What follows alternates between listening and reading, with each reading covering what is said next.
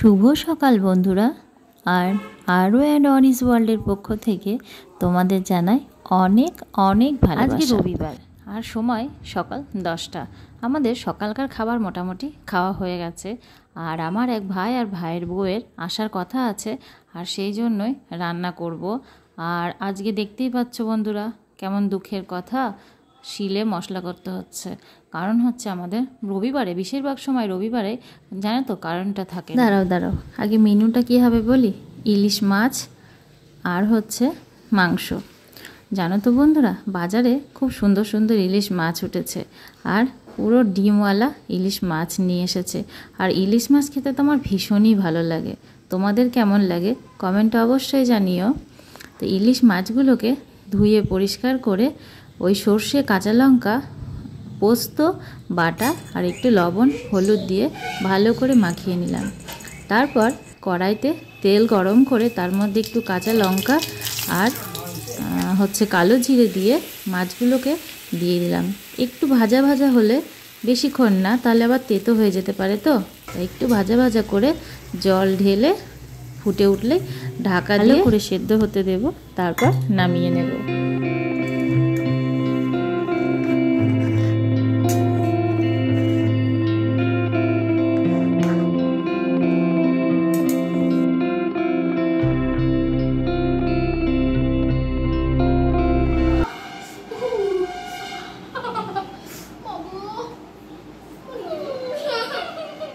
কেমন করে কাজ দিদিয়া, কেমন করে কাজ দিদিয়া?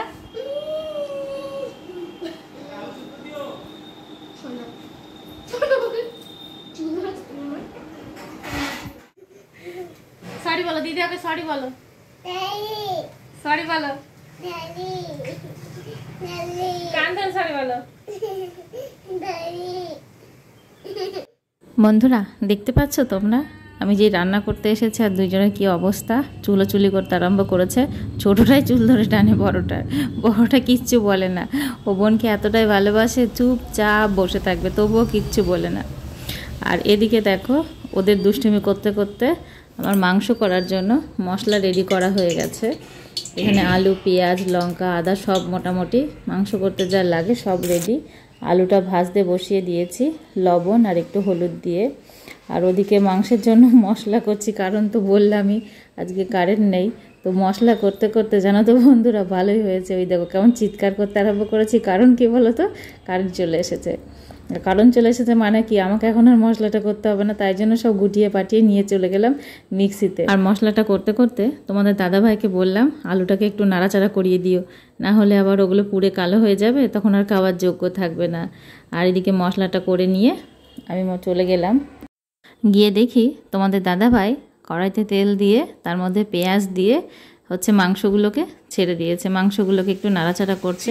তারপর আমি মশলাটা দিয়ে একটু কষিয়ে নিলাম। কষানোর পরে আর আমি যখন মাংস রান্না করি বেশিরভাগ সময়তেই কী করি, গোটা গরম মশলা, একটু জায়ফল, একটু জয়িত্রী আর একটা দুটো হলে শুকনো লঙ্কা, এগুলো শুকনো খোলায় ভেজে নিই। ভেজে নেওয়ার পরে সেগুলোকে গুঁড়ো করে লাস্টের দিকে দিই, মাংসটা ফুটে ওঠার পরে দিই। আর এদিকে আলুগুলো ভাজা হয়ে গেছে, আলুগুলোকে মাংসের মধ্যে দিয়ে ভালো করে কষিয়ে নেব। অনেকক্ষণ ধরে কষানোর পরে তারপর জল ঢেলে দেব। আর আমি একটু যে বেরিয়েছি, ওই দেখো নতুন রাঁধুনি এসে হাজির হয়ে গেছে, দেখতে পাচ্ছ। পড়াশোনা ওর বলে পরীক্ষা, পড়াশোনা বাদ দিয়ে ও রান্না করতে এসেছে মাংসের গন্ধে আর স্থির থাকতে। আর এই ফাঁকে আমি স্নান করে নিলাম। আরও রান্না করে দেখি মাংসর টেস্ট করছে, লবণ টবণ ঠিকঠাক হলো কি না সেটা টেস্ট করছে। আর স্নান টান করে এসে এবার আমি মাংসটাকে নাড়িয়ে চাড়িয়ে ভালো করে দেখলাম পুরোটা হয়ে গেছে। এবার নামিয়ে নিলাম।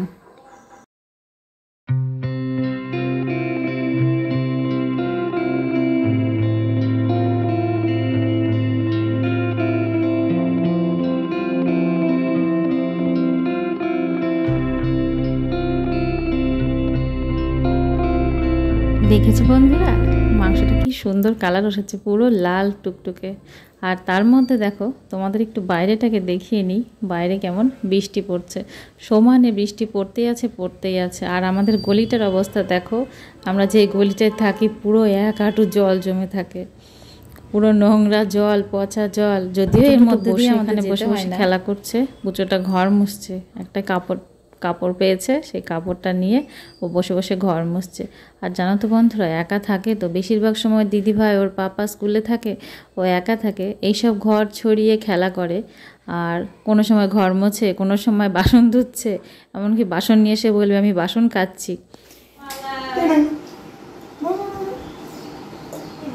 বাবা ওরে চারটে বড় বড় সাইজ। আর এদিকে ভাই আর ভাইয়ের বউ তো চলেই এসেছে, ওদের জন্য কিন্ডার জয় নিয়ে এসেছে।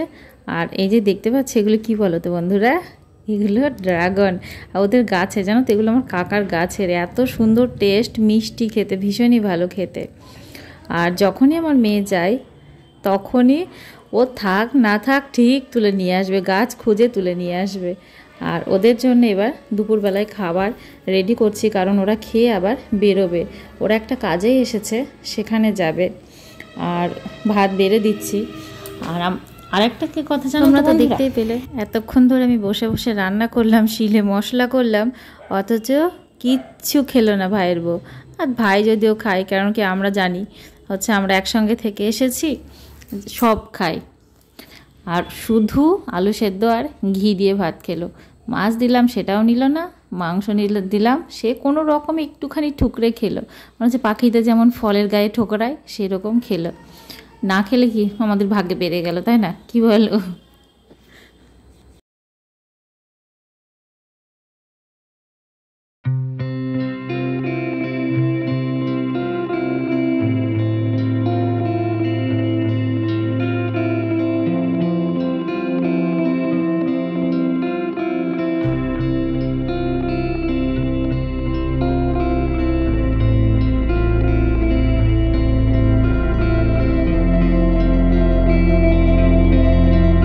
খাওয়া সেরে সব গুছিয়ে বাছিয়ে নিলাম, তারপর সবাই মিলে বসে গেলাম একটু গল্প করতে, কারণ কাজ করার সময় তো অনেক পাওয়া যাবে, কাজ তো পরেও করা যাবে।